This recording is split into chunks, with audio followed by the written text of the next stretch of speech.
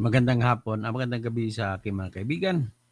Ito po si Toto Tirador at ang inyong presenta, ang inyong presentasyon dito na makikita ay ang patungkol sa itong batang-bata na si Kiko Barsaga, anak nung namatay na congressman, na long-time congressman ng Dasmariñas, Cavite, na si PD Barsaga. Ang nakakagulat dito ay kung ang tatay niya kilalang kilala na maraming kakamping mga politiko. Siya naman ay kagulat-gulat. Umalis siya sa grupo na kung saan ay dati kinakampin ng tatay niya. At ang tatay pa niyang isa sa founder nitong National Unity Party. At isa ang dahilan kung bakit ayaw niya. Dahil kay Martin Romualdez. Ano ba meron kay Martin Romualdez? Ayon sa kanya, tila baga ang mensahe ay number one, may personal siya na alam na ginawa si Martin Romualdez. Na hindi siya magsasalita at aalis na ganito kung hindi masama yung personal niya na alam tungkol kay Martin Romualdez. Sigurado yan. Problema pa lang natin is, abangan, hindi niya muna sinabi kung ano ba yun.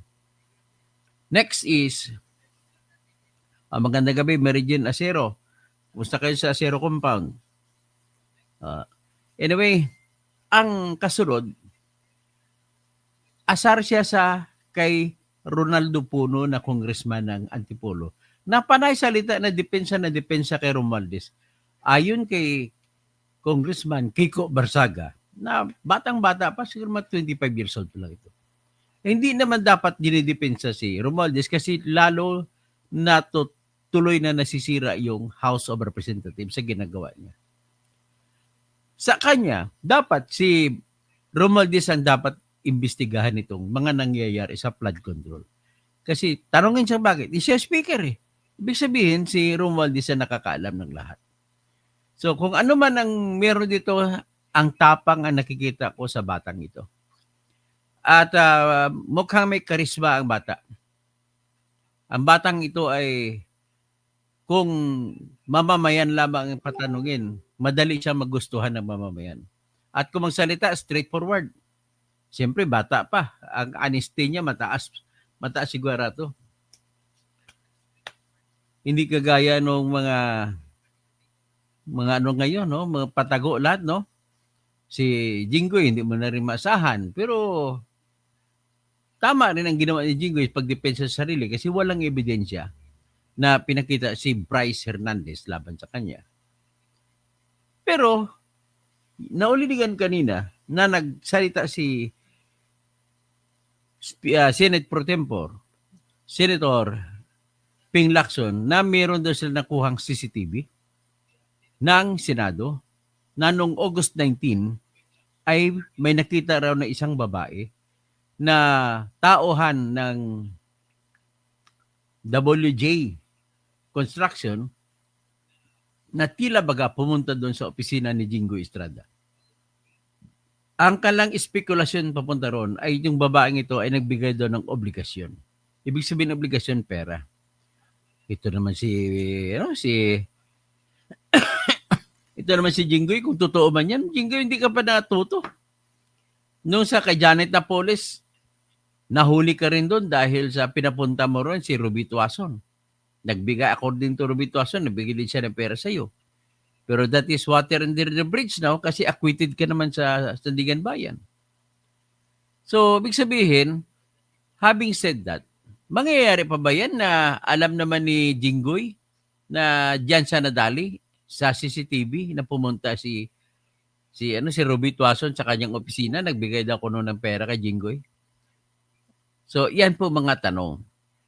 Nevertheless, yung mga tanong na yan ay, kung ako tanungin mo, lahat po yan ay collateral part of all the grand scheme. Yung pinaka-grand scheme dito, kung ako tanungin niyo, walang iba po to, may plano nito, kundi si Saldico tsaka si Romualdez. Ginawa nila ito sa isa lang na kaisipan, makatipon sila ng maraming pera. At ang maraming pera maipon nila ay gagamitin nila sa 2028. Kasi tatakbong presidente ito si Romualdez.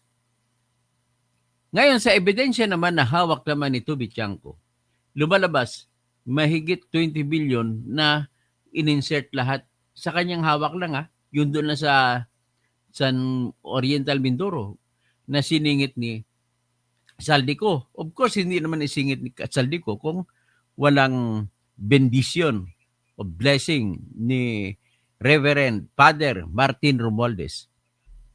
Grabe may blessing Reverend Father. So, anyway, para man-narrow down lang muna natin ang sistema kasi magulo na Dami-dami na nang involved. Pero bago ko i-presenta, nais ko lang bagitin itong binlag ko kanina na na yung tila baga, yung action ni Soto at saka ni Lacson ay protector sila ni Romualdez. So ito naman, ipakita naman natin dito na ayoko sana mangyari yung Pilipinas magagaya sa Nepal. Ano ba, alam niyo ba kung ano nangyari sa Nepal? Balita ko Akalain mo yung asawa ng Prime Minister binugbog ng binugbog ng mga tao nagpoprotesta. Tapos may iba pa na tumatalon sa ilog. Tumatakbo sa ilog ang mga Nepalese na opisyal na mga magnanakaw, binabato sila ng mga tao. At sinunog pa ng Nepal ang kanilang presidential palace. Lahat ng mga building na nila. Ayoko mangyari sa anarkiya na kagaya niya sa Nepal na mangyayari sa Pilipinas. Pero mas nauna pa nangyari sa Indonesia. Hanggang ngayon, Indonesia magulo. Ang gulo naman sa Indonesia ay nagsimula sa mga pinagsimulan ng mga riders, mga motorcycle drivers, lalo na sa Grab. Kasi yung namatay na isa na rider na nagpaprotesta, sinagasaan ng armored car ng pulis ay namatay itong Grab driver. So, it's basically a revolution of the motorcycle bike riders. Ang sa Nepal naman ay generation naman, Gen Z generation, mga bata hanggang 30 years old ang dito nagwawala. Kasi ang dami, hindi bababa sa 19 major apps, major websites ang tinanggal ng Nepal para hindi magagamit ng mga bata, ng mga tao doon. So naputol, nawala.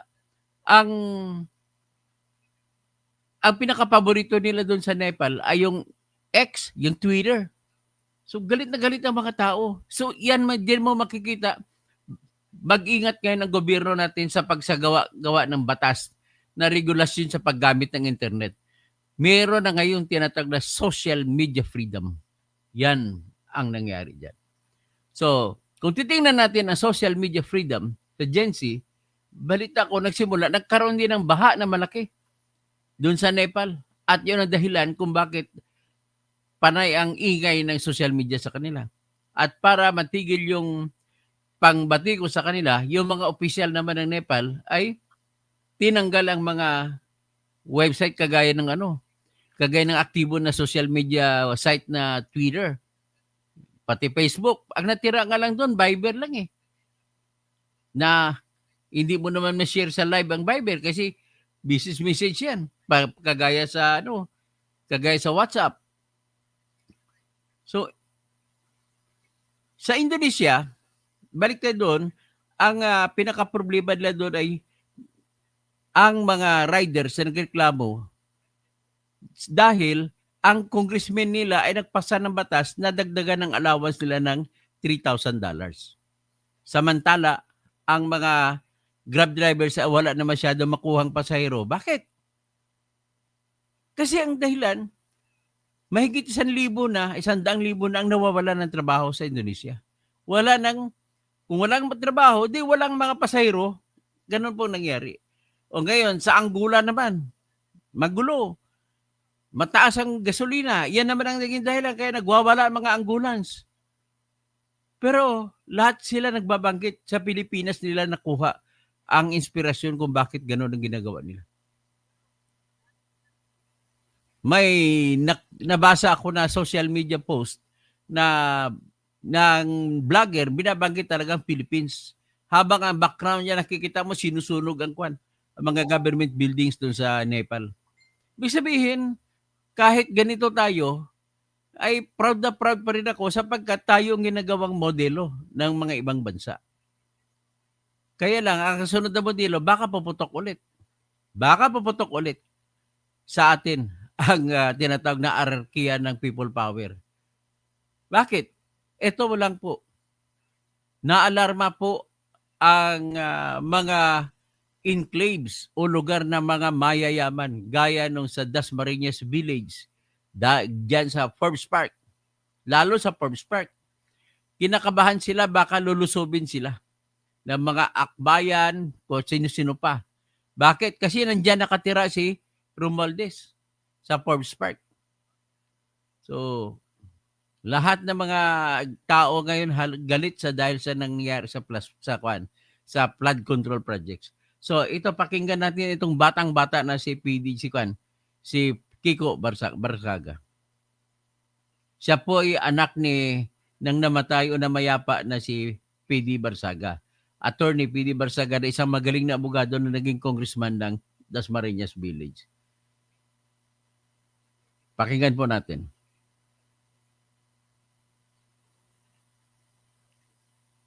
Ito po siya. Well, I believe that if anyone should be investigated, the first person to be investigated is House Speaker Martin Romualdez. Why, sir? Why? Bakit po? Because he's now Speaker. Simple lang ang tanong. Kung may tao na dapat imbestigahan dito, walang iba kundi si Speaker Martin Romualdez. Tinanong siya ng mga reporter, why sir? Bakit po? Kasi siya Speaker. Ganoon ang sagot niya. Simple lang. And do you think meron po ba kayong personal knowledge about his involvement in any of the anomalous tropical projects or any of the projects? O, tinanong siya ngayon, may personal ka bang alam sa mga anomalya na ginagawa ni Martin Romualdez? Ito, pakinggan natin yung sagot niya. I have. Oh, meron! Patay tayo. Ano kaya? Ano? Ang problema na dito, hindi niya binanggit kung ano yun. Okay. Some personal knowledge. Some personal knowledge. Anak na waiting. Ito. Let me just refresh my memory. Namatay ang tatay ni Kiko na si Congressman PD Barsaga. Alanganin sa tiempo. So nung namatay, walang bakante ang pagiging congressman sa lugar ng Dasmariñas, Cavite. E di, ang naging caretaker congressman ay si Martin Romualdez. Ibig sabihin, lahat ng proyekto na nakatukoy para sa distrito ng Dasmariñas, Cavite, ay si Martin Romualdez sigurado na pabiding. Siya ang nagbigay sa mga kontraktor. Ganun pa nangyari. Hindi kaya yan yon na inagaw ni Romualdez ang mga project ni PD Barsaga kasi patay na si PD Barsaga. Pakinggan natin yung anak ni PD Barsaga sa pagpatuloy na pagsagot. Can you elaborate, sir? I will not be elaborating that yet. Hindi But I'd like for Speaker Romualdez to be speaking in the I'd like Speaker Romualdez to also be involved in the DPWH hearings. Gusto niya si Romualdez dapat umattend sa DPWH hearings. Bakit kaya hindi umattend? Good afternoon. What's the first question? Did you resign from the NUP and from the House Majority? Yes, I resigned from the NUP and the House Majority, mostly due to internal party conflicts kasi I was implicated in a plot to remove Speaker Romualdez. Okay Nag-resign daw siya sa NUP, partido nila ni Martin Romualdez, sapagkat tinuturo siya na papapirma siya ng manifesto na tatanggalin si Martin Romualdez. Pero hindi naman totoo. Which I deny. And I actually had no conflict with Speaker Romualdez prior to this. And secondly, nagkaroon kasi kami ng party meeting. It's mostly private things, pero parang di nagustuhan ng ibang kapartido ko yung naging decision ko or yung naging recommendation ko para kay Chairman Puno. Diyan nag-meeting din sila. May party conflict na sa loob. Na nagkaroon siya ng advice para kay kay Congressman Puno ng Antipolo na huwag masyado magsalita pabor kay Romualdez. So, ano Ano yung recommendation nyo kay Chairman Puno? I recommended to him that he should, this was all based on limited information, pero I recommended that he should no longer be defending the reputation of the House of Representatives, because that's only just furthering the damage towards his own reputation. Because it's up to the House So, of ayon kay Congressman Kiko Barsaga, yung patuloy na pagdidepensa ni Congressman Ronaldo Puno ng Antipolo kay Romualdez ay nasisira ang imahe ng House of Representatives. Kasi nga, masama ang tingin ng tao kay Robertin Romualdez. Representatives to defend itself. Sorry, then expound bakit ito recommend yes, furthering damage? Because the more he defends the House and the DPWH anomalies, or the House from the DPWH anomalies, the more he makes it seem like we are complicit as a party in the said anomalies.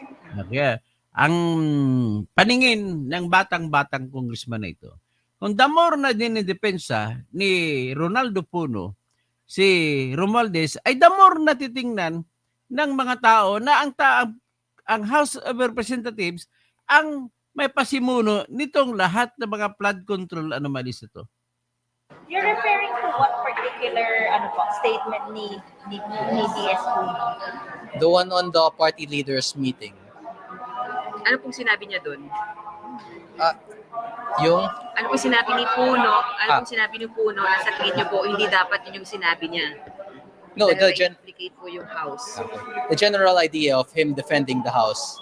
So wala mang specific na sinabi, but him also stating in the meeting that he is defending the House. Yung general idea na yun yung against ako. No. I think he was just trying to return po yung budget sa ng NEP, Yes. BBM, para lang daw kung maayos yung pagdalatag, pag-scrutinize. Yes. Kasi nga ang dami pang nakikita nilang red flags. Yes. So anong mali po doon? Na nakikita niyo ba? Saan? Ano po nakita niyo mali po doon? I believe that his response to the issue, or him putting more attention into the issue, is negative for the party's image, and it should be something that he should not be talking about that much until the DPWH hearing has been thoroughly discussed. What was the party stand po ba? Dito sa budget, ano? So parang it's a very mixed topic. Pero the party always maintains the stance that it is supportive of the House and it is supportive of the Speaker. Kumbaga sir, hindi kayo sang-ayon doon sa rekomendasyon ni DS Puno na ibalik sana before na ipabalik po sa DPM No, budget ng DPWH. Yun po ba yung parang hindi kayo hindi, I do not have any criticisms on any of his decisions. My criticism was that he asked for suggestions on ano yung mas magandang gawin kasi parang nagkakaproblema na sa House, especially kung naging rumors involving the new speakership. And then, Ayan sabi niya may rumor na magpapalit ng bagong speaker. Alam mo, I have only one thing in my mind. Isa lang ang gagawin ni Bongbong dito na Bongbong Marcos na magiging matatanggal yung pagdududa sa kanya ng mga tao, tanggalin niya si Romualdez bilang speaker. Yan ang aking recommendation.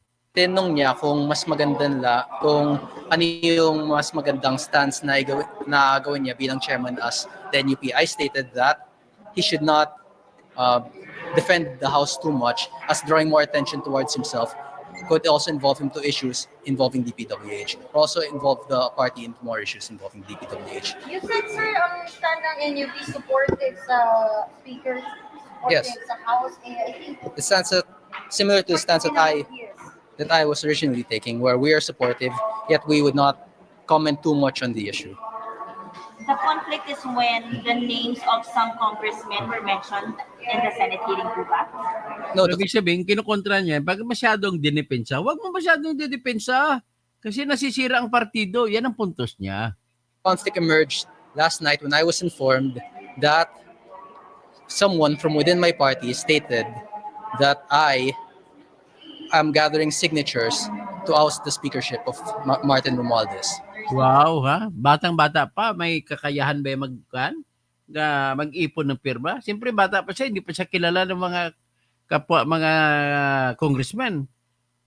Mali na yung pag-akusa sa kanya na siya nag-iipon ng pirma para patanggalin si speaker. Pero kung ako tanongin, tanggalin na dapat ang ugag na yan eh. Yes. If it's not true, sir, bakit ka nag-resign? Hmm? If it's not true, then why did you resign? Because whether or not I continue to stay in the party, that person or those people who are against me would still be in said party. So, for personal safety. And gusto ano yung pong paimbestigahan si House Speaker Martin Romualdez? Kahit expound lang po. Well, I believe that if anyone should be investigated, the first person to be investigated is House Speaker Martin Romualdez. Kung mayroon man tao dapat imbestigahan na, pinakaunang tao imbestigahan, walang iba kundi si House Speaker Martin Romualdez. Sir, why Hmm? po? Bakit po? Because he's now Speaker. Bakit? Dahil sa speaker. Simple lang. Do you think meron po ba kayong personal knowledge about his involvement in any of the anomalous projects or any of the projects?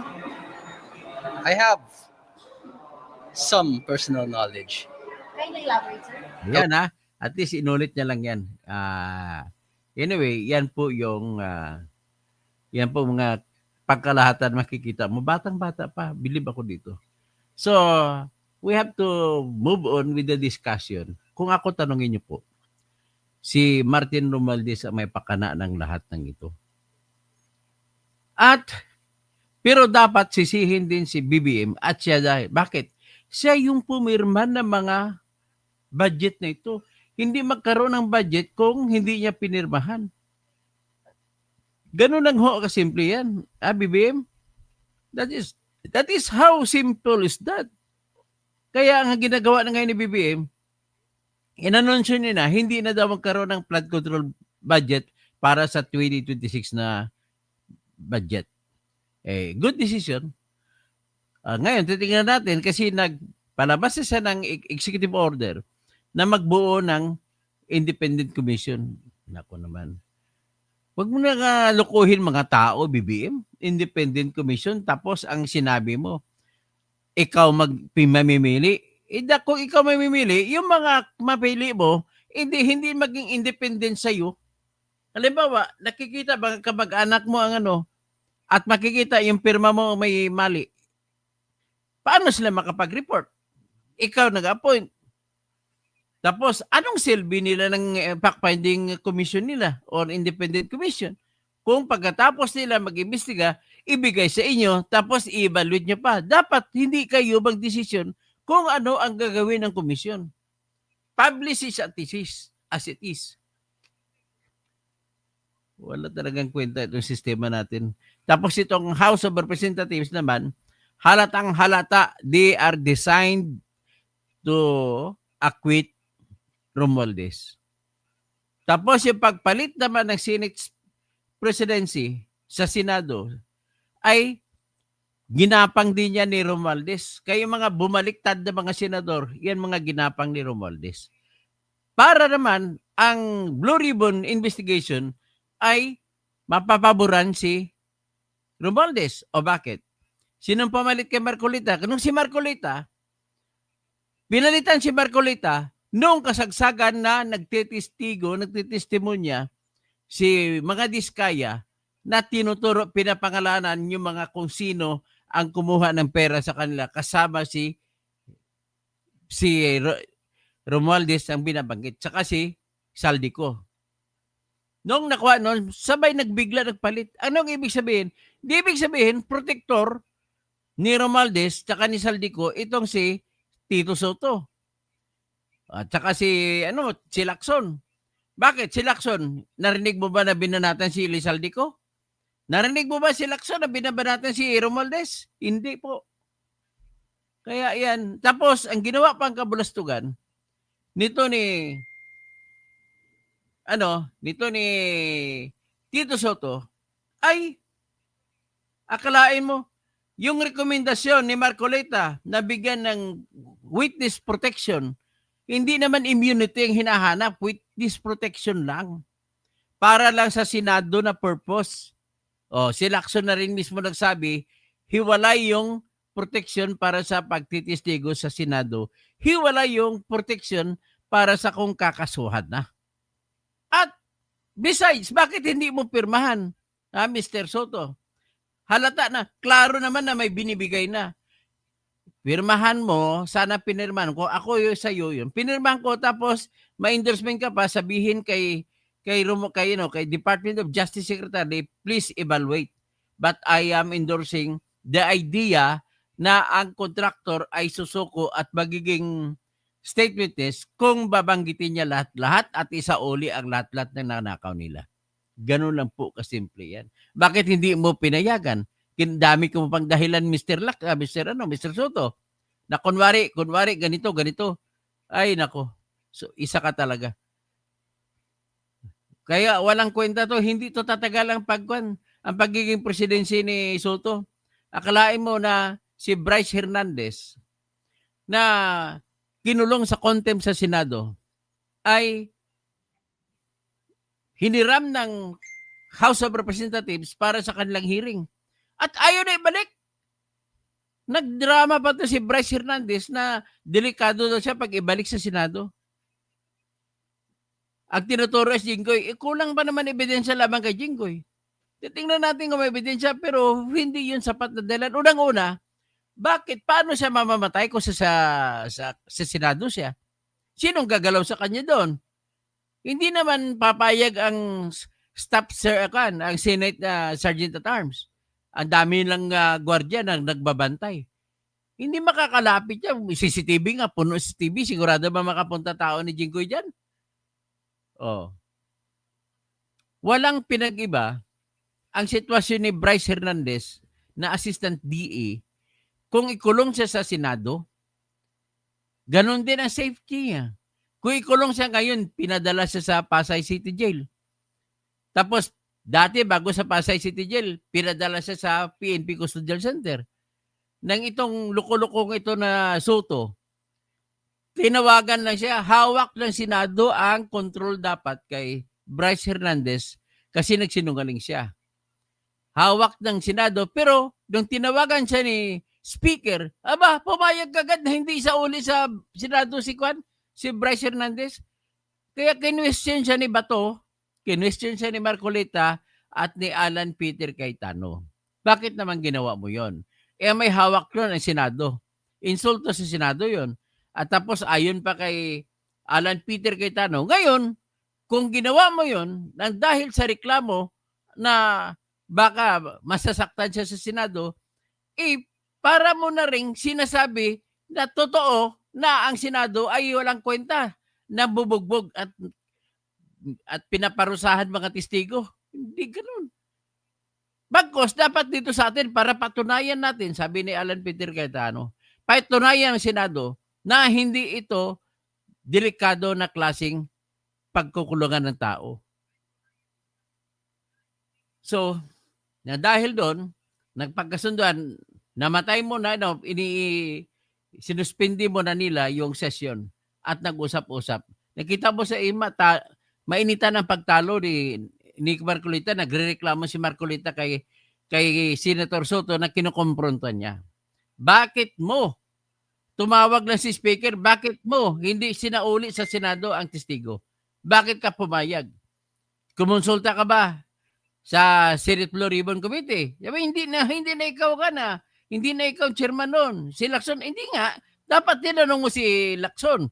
Tinanong ni Marcolita si Lacson, bro, nagpaalam ba sa iyo si Senate President na ililipat doon sa PNP Custodial Center?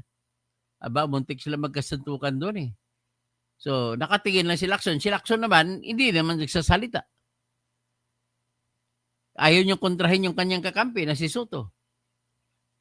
Pero, sigurado tayo na ngayon na hindi pala talaga kinonsultan ni Soto. Mas naniwala sa kay Speaker Martin Romualdez. At bakit naman si Speaker tumawag? Bakit hindi yung chairman ng Infracom na si Terry Redon? Ibig lang po sabihin, ang presidency ngayon ng Senate ay Maca Romualdez. So walang mangyayari sa investigasyon ng Senate Blue Ribbon. Maganda na sana, no? Pinisinta na ni Marcolita si Diskaya na nagsasalita. Pinisinta niya si Congressman Toby Chanco na nagsasalita, nagbibigay pa ng ebidensya na walang ibang tao ang nagsingit ng mga pundo na marami kundi si Saldico. Nako, ano bang klaseng ito? Changing the referees in the middle of the game. Yan ang nangyari. At saka sa gitna ng mamang pulis, veteranong pulis, pero hindi naman siya naging investigador, kasi ang investigador ng mga pulis ay yung mga sarhento rangko. Ikumpara mo sa abogado na veterano, tsaka trial lawyer siya, si Marcolita. Mas magaling na dihamak si Marcolita kaysa kanya sa pag-imbestiga. So ngayon, may isa pang isang diskarte. Ginagawa ng diskarte na yan, gusto nila ipatalon ang investigasyon ng flood control projects at tatalon na sisihin si Duterte. Yan na naman ang mga ginagawa nyo. Tapos hindi naman mabibilanggo. History sa ating plunder case kay Janet Napoles. Sino bang politiko na nasintensyan? Di ba wala? Si Jinggoy, absuelto. Si Bong Revilla, absuelto. Si Enrile Gasto, absuelto. Bakit? Wala kasing maipakitang resibo na pinirmahan nila na tinanggap nila ang pera galing kay Janet Napoles. Ito naman. Ganon po talaga mga politiko. Hindi pipirma yan kahit ano pa. Kahit anong pitpitin mo ng bayag ng mga yan, hindi pipirma yan na tinanggap nila ang pera.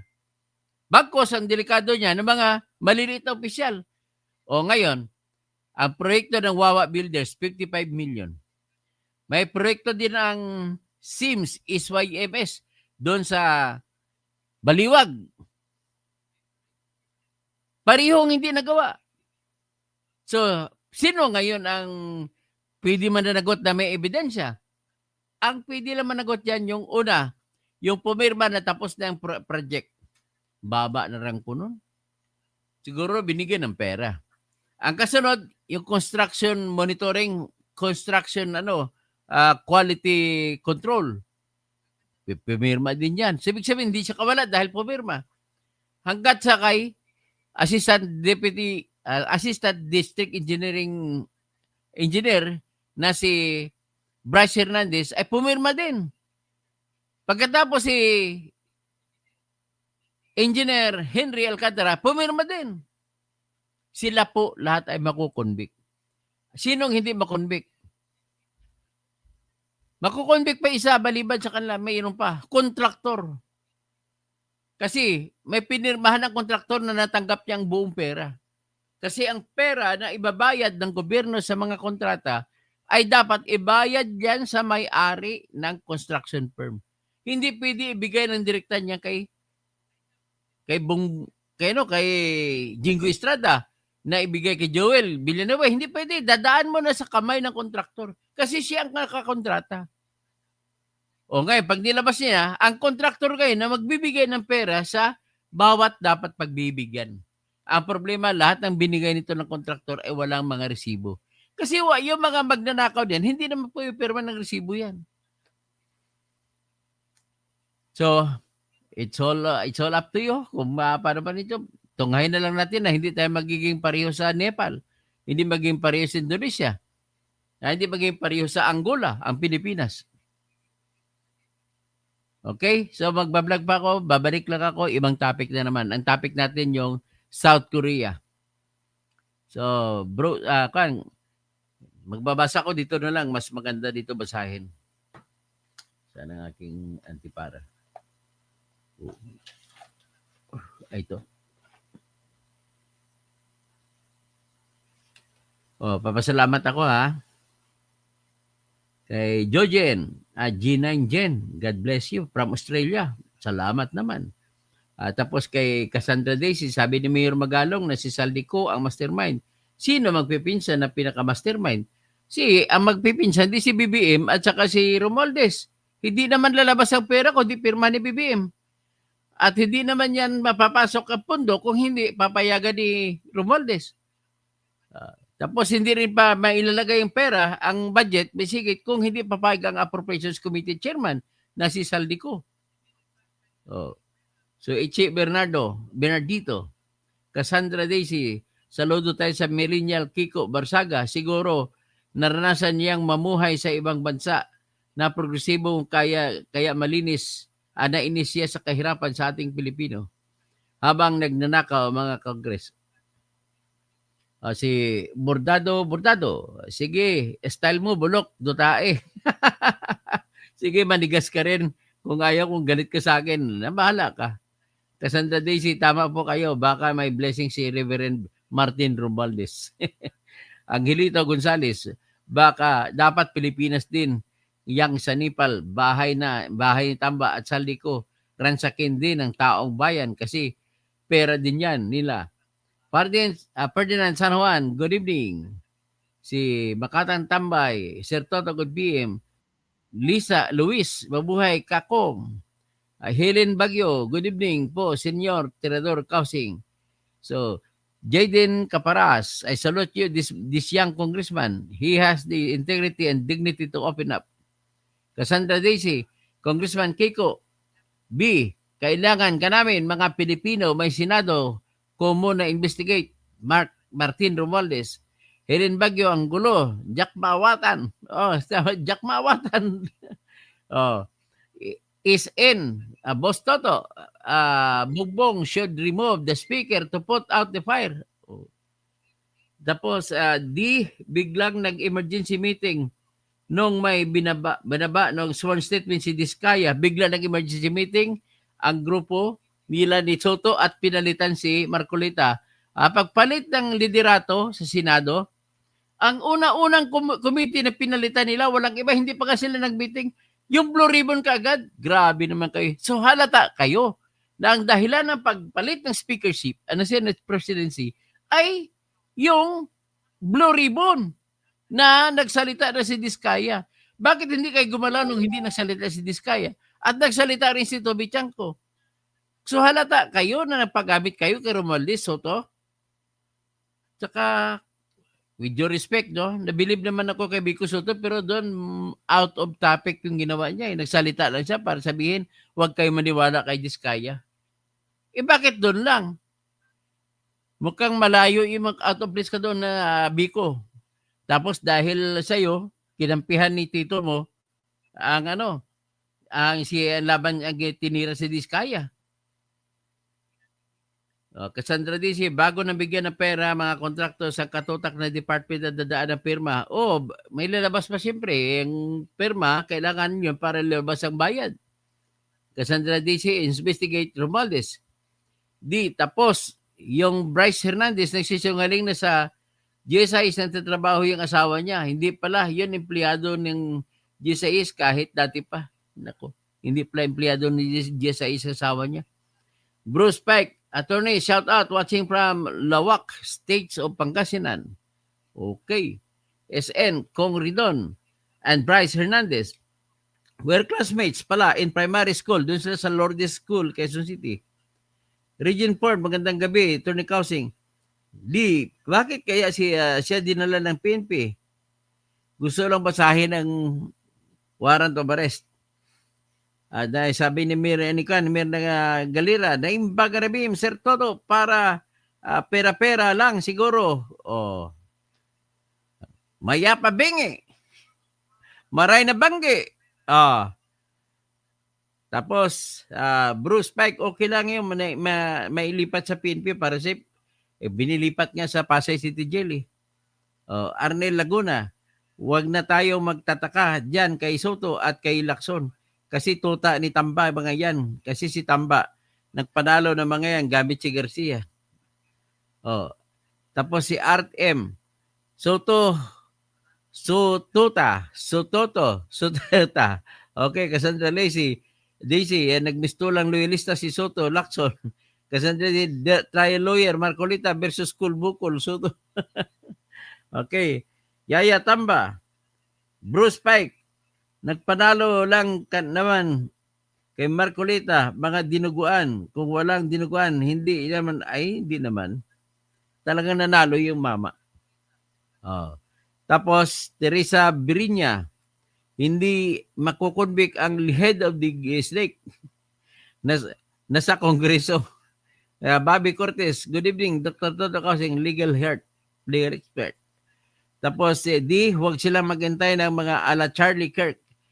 Yung mga politiko kasi galit na mga tao sa kanila. Sa totoo lang, tapos si Sid Alcantara, Murphy's Law, Pretty Gay 23, Murphy and ano pala to? Sana ba tayo? Murphy Law, no? Mabuhay si Kakiko. Sabi ni Pretty Gay 23. Si Board sa Kalam, TV.